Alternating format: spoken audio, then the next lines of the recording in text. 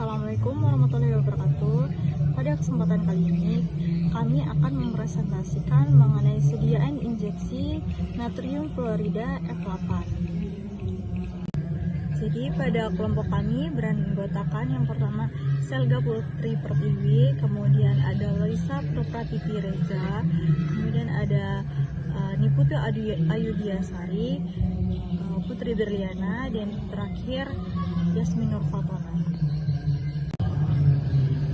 Kemudian selanjutnya table of content yang akan kami bahas yaitu mengenai kanker tulangnya, meliputi pendahuluan, tanda dan gejala, serta diagnosisnya. Kemudian terdapat injeksi sodium atau natrium fluorida F8, meliputi pendahuluannya, mekanisme kerja, cara penggunaan, dosis, cara penyimpanan, dan yang terakhir bentuk sediaan.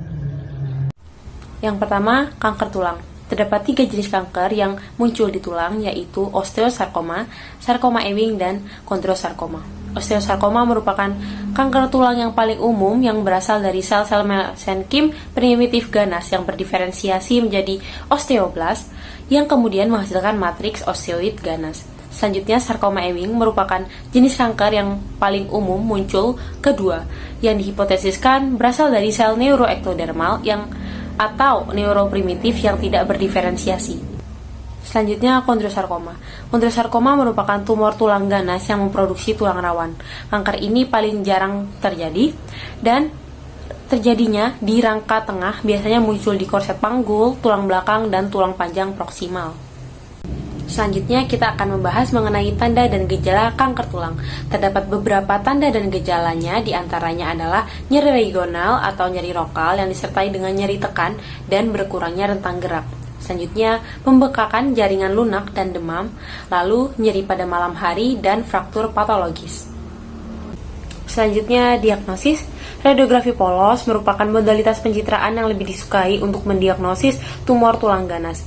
Bila temuan radiografi menimbulkan kecurigaan keganasan tulang, pemeriksaan laboratorium harus dilakukan untuk mengevaluasi sistem lainnya. Radiografi yang menunjukkan potensi keganasan harus segera dilakukan pemeriksaan pencitraan tambahan. Pemindaian tulang dan dada dengan tomografi terkomputasi berguna dalam mengevaluasi metastasis. Bila dikombinasikan dengan tomografi terkomputasi, tomografi emisi positron dapat digunakan untuk merencanakan biopsi atau mengevaluasi lesi pada pasien yang tidak dapat menjalani pencitraan resonansi magnetik. Untuk selanjutnya, informasi mengenai natrium fluorida F18. Untuk struktur kimianya seperti itu. Kemudian untuk rumus molekul yaitu FNA atau NaF. Kemudian untuk sinonimnya sodium fluoride F18, natrium fluoride 18F, 2255490. Kemudian natrium fluorida atau Na18F.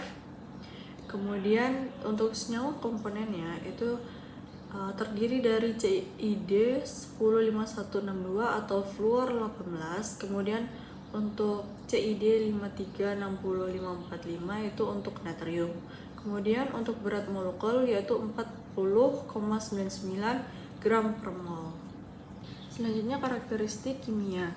Suntikan sodium fluoride F18 merupakan radiofarmasi pemencar positron yang mengandung fluoride F18 radioaktif tanpa tambahan pembawa untuk tujuan diagnostik bersama dengan pencitraan PET. Injeksi sodium fluoride F18 tersedia dalam bentuk larutan siap pakai, isotonik, steril, bebas pirogen, bebas pengawet, bening dan tidak berwarna. Setiap mililiter larutan mengandung antara 370 mBq dan 7400 mBq atau 10 mCi hingga 200 mCi sodium fluoride F18. Pada waktu referensi EOS dalam larutan natrium klorida 0,9% dan dengan pH larutannya antara 4,5 dan 8. Kemudian selanjutnya ada karakteristik fisikanya. Untuk positron beta plus itu persen disintegrasinya itu 96,73 dengan energi rata-ratanya tegangannya yaitu 249,8 volt. Kemudian radio emisi dari gamma itu persen per disintegrasinya 193,46 dengan energi rata-ratanya yaitu 511 GeV. Kemudian selanjutnya untuk konstanta sinar gamma spesifik untuk Florida F18 yaitu 5,7 R per jam per MCI, atau 1,35 dikali 10 pangkat 6 GY per jam per KBQ pada 1 cm. Kemudian lapisan setengah nilai HV atau HVL untuk foton 511 GeV adalah timbal atau PB setebal 4,1 mm. Kisaran nilai untuk redaman radiasi dihasilkan pada interposisi berbagai ketebalan P. Florida F18 yang digunakan sebagai pelacak tulang dengan mekanisme peningkatan penyerapan yang terlihat pada kondisi dengan pergantian tulang tinggi dan pembentukan tulang baru, namun dengan ikatan protein yang minimal sehingga ekstraksi first pass yang tinggi dan juga pembersihan jaringan lunak yang cepat. Nah, untuk penyerapan pada tulang, Florida F18 berdifusi melalui jaringan kapiler ke dalam cairan ekstraseluler tulang. Nah, kemudian ia bertukar dengan gugus hidroksil dalam daerah hidroksipatit yang terbuka pada permukaan tulang untuk membentuk fluoropatit. Dari 50% pelacak yang disuntikan itu segera diambil setelah injeksi oleh tulang. Nah, penyerapan FNAF di dalam tulang yang mengalami remodeling itu mengalami 10 kali lebih cepat daripada tulang yang normal. Dan hanya 10% pelacak yang tersisa di dalam darah setelah 1 jam, yang akan menghasilkan kontras dari tulang ke latar belakang yang sangat tinggi. Pengikatan protein yang rendah dan juga penyerapan latar belakang yang menurun memungkinkan pemindahan PET18 NAF yang dilakukan 1 jam setelah pemberian pelacak radio itu lebih cepat. Selanjutnya, cara penggunaan. Pasien tidak perlu berpuasa terlebih dahulu dan boleh mengkonsumsi semua obat yang mereka biasa konsumsi. Lalu pasien harus terhidrasi dengan baik, yaitu minum 2 gelas air atau lebih berukuran 224 ml dalam waktu 1 jam sebelum pemeriksaan, dan 2 gelas air atau lebih berukuran 224 ml setelah pemberian natrium fluorid. Berikan 300-450 megabecquerel atau 8 hingga 12 mikrokuri sebagai suntikan intravena pada orang dewasa. Dan berikan sekitar 2,1 megabecquerel per kilogram pada anak-anak dengan minimal 19 megabecquerel atau 0,5 mikrokuri dan maksimal 148 megabecquerel atau 4 mikrokuri sebagai suntikan intravena. Pencitraan dapat dimulai 1-2 jam setelah pemberian, optimalnya pada 1 jam pasca pemberian. Dorong pasien untuk berkemih segera sebelum melakukan pencitraan tulang belakang lumbal dan tulang panggul. Untuk dosis, berikan pada dewasa 300-450 megabecquerel atau 8 hingga 12 mikrokuri, dan untuk anak-anak sebesar 2,1 megabecquerel per kilogram dengan minimal 19 megabecquerel atau 0,5 mikrokuri dan maksimal 148 megabecquerel atau 4 mikrokuri. Selanjutnya ada cara penyimpanan. Jadi injeksi fluorid F18 ini disimpan pada suhu kamar yang terkontrol yaitu 25 derajat Celcius atau 77 derajat Fahrenheit dengan toleransinya 15 hingga 30 derajat Celcius atau 59 hingga 86 derajat Fahrenheit.